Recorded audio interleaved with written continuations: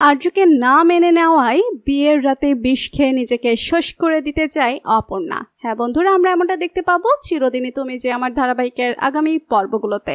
বিস্তারিত জানতে ভিডিওতে লাইক দিয়ে শেষ পর্যন্ত দেখতে থাকুন। হিন্দোলের মা অপর্ণাকে আশীর্বাদ করার জন্য গয়না নিয়ে এলে অপর্ণা সেটা নিতে নিষেধ করে দেয়। অপর্ণার বারণ শুনে হিন্দোলের মা বলে, এরকম কথা তো আমি আগে শুনিনি। এর আগের দিনও যখন আশীর্বাদের বালা পরাতে চাইলাম তখন হাতটা পুড়ে গেল, আমি বালাটা পরাতে পারিনি, আর আজকে বলছে ও এসব নেবে না, এটা কেমন কথা? অপর্ণার মা তখন বলে, আমার মেয়েটা এমনি এমনি কিছু বলে না, ও যখন বলছে তাহলে নিশ্চয়ই কিছু কারণ আছে। কি রে বউ, বল কি কারণ?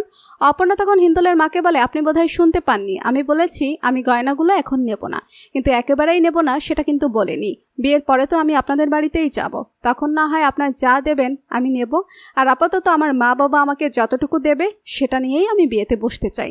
হিন্দোলের মা তখন রেগে গিয়ে বলে, এরকম কথা আমি কোনোদিনও শুনিনি, এসব কি হচ্ছে, কেমন কথা এসব?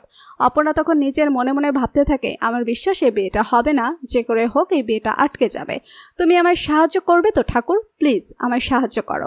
অপর্ণা আশীর্বাদের পরপরই অপর্ণাকে সবাই একটা জায়গায় নিয়ে যায় গায়ে হলুদ মাখনের জন্য।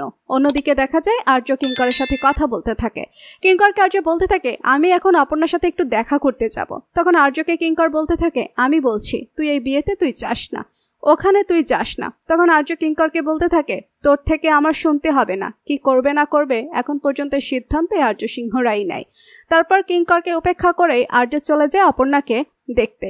গিয়ে দেখতে পাই কিছু মহিলারা মিলে অপর্ণার গায়ে হলুদ মাখাচ্ছে, আর হলুদ মাখানো শেষে অপর্ণার মা আর মহিলারা মিলে অপর্ণার মাথায় জল ঢালছে। অপর্ণার গায়ে হলুদ হয়ে যাচ্ছে, মানে অপর্ণা অন্য কারো হয়ে যাবে।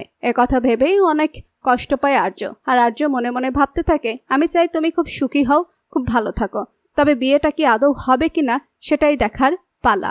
কেননা প্রথমত আমরা দেখতে পেয়েছি অপর্ণা বিয়ের মণ্ডপ থেকে পালিয়ে চলে আসে আর্যর কাছে, আর বলতে থাকে, আমি পালিয়ে চলে এসেছি, আমায় আপনার সাথে নিয়ে চলুন।